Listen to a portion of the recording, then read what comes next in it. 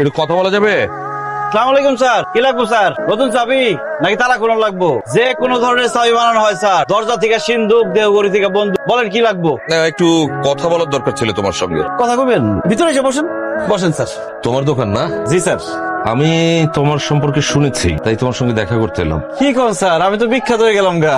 আমি আপনার চিনি না, কিন্তু আপনি আমার সম্পর্কে শুনছেন। সব রকম তালার কাজ করতে পারো? তা তোমার তালা খোলার রেট কেমন? স্যার বাড়িতে গিয়ে কাজ করলে 500, আর গাড়ি তালা খুললে 1000 টাকা। যদি স্যার বিদেশি তালা হয় তাহলে কিন্তু 2000 টাকার উপরে পড়বো। আচ্ছা ঠিক আছে, আমার সম্পর্কে যেরকম শুনেছিলাম তেমনটাই তোমাকে দেখলাম। আমার একটা কাজ করে দিতে হবে, সেটার জন্য তোমাকে যে অ্যাডভান্স দিচ্ছি। স্যার পুরোটাই অ্যাডভান্স। রাখ।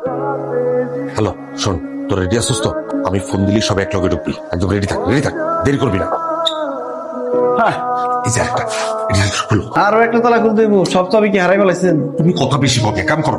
স্যার এগুলা ধৈর্যের কাম। তাড়াহুড়া করলে হইব না। যত তাড়াহুড়া করবে তত দেরি। লাইটটা ভালো মতো পারেন। এই স্যার।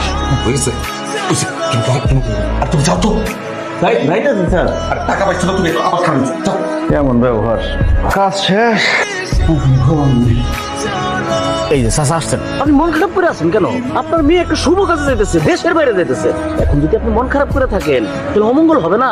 দোয়া করে দেন, মেয়েটার দোয়া করে দেন। স্যার, মেয়েটা কোথায় যেতেছে, কি কাজে যেতেছে, কিছু তো বললেন না। হ্যাঁ, আপনি একটা দারুণ প্রশ্ন করছেন। এই প্রশ্ন করা উচিত। আপনার মেয়ে যেতেছে, আপনি প্রশ্ন করবেন না?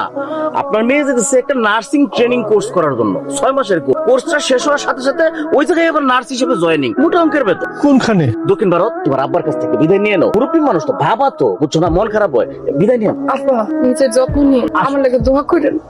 আসি। ভালো থাকিস মা। টেনশন করেন না। ঠিক আছে। স্যার আমার মায়ের কি অবস্থা? রিপোর্ট সব ঠিকঠাক আছে তো? আমার মা ভালোই হতো। তুমি তো একটা ম্যাচিওর্ড মানুষ, তাই না? তোমার মার দায়িত্ব তো তোমাকেই নিতে হবে। স্যার এমন কিছু করেন না স্যার, যাতে আমার জানটা উঠে যায়। তোমার মার কিডনি ট্রান্সপ্লান্টেশন করতে হবে। তোমাকে আমি একদিন আগে বলেছিলাম, অলরেডি একদিন চলে গেল। সময় কিন্তু হাতে খুব একটা নেই। আপনারা করেন যে আমার কিডনি দিয়ে হইব, রক্ত পরীক্ষা করতে দিলে। সবকিছু করেছি, টেস্টের রিপোর্ট আমার কাছে আছে, কিন্তু তোমার মায়ের কিডনির সাথে সেটা ম্যাচ করেনি। কি বলেন স্যার? এখন কি হইব আমার মায়ের? তাহলে তো বাইরে থেকে ডোনার নিতে হবে, কিন্তু খরচ অনেক। কত টাকা লাগবে? তা প্রায় 45-50 লক্ষ টাকা। স্যার 203 নম্বর কেবিনের পেশেন্টের অবস্থা খুবই ক্রিটিক্যাল। কি মনে হয় খুব পেরেশানিতে আছে মনে হয়? আরে বসো তো, বসো বসো। বুঝতে পারছি মারে নিয়ে খুব পেরেশানির মধ্যে আছে, তাই তো? স্যার আমার মায়ের কিডনি বদলাই হইব। 45 থেকে 50 লাখ টাকা লাগবে। আরে তোমার মা মানে তো আমার মা না? তোমার মায়ের দায়িত্ব এখন থেকে আমার। শোনো, পৃথিবীতে কেউ কারো লিগা খামাখা কিছু করে না। একটা দিয়া নিয়ে আছে, লেনদেন আছে, গিভ এন্ড টেক যারে কয় আর কি। আমি তোমার জন্য কিছু করবো, তুমি আমার লিগে কিছু একটা করবা, বাস হয়ে গেল। দুয়ে চাই। এই ফোনটা লো, এই ফোনটা খালি কল রিসিভ করবা, বাইরে কল দিবা না। আমার লোকজন বাইরে আছে, ওরা তোমার সব কয়ে দিব কখন কি করতে হইব। তুমি কোনো টেনশন করো না ভাই।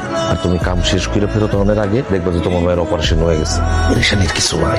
কেমন লাগতেছে মা? এখন একটু ভালোই লাগতেছে। তো আর এমন লাগতেছে কি আর ঘুম হয় না ঠিক মতো। ঘুম হইব বা কেমনি? সবসময় তো তোমার করলে মাথা থেকে ঘুমাই, তুমি নাই। আয় মাথা দিয়ে ঘুমা।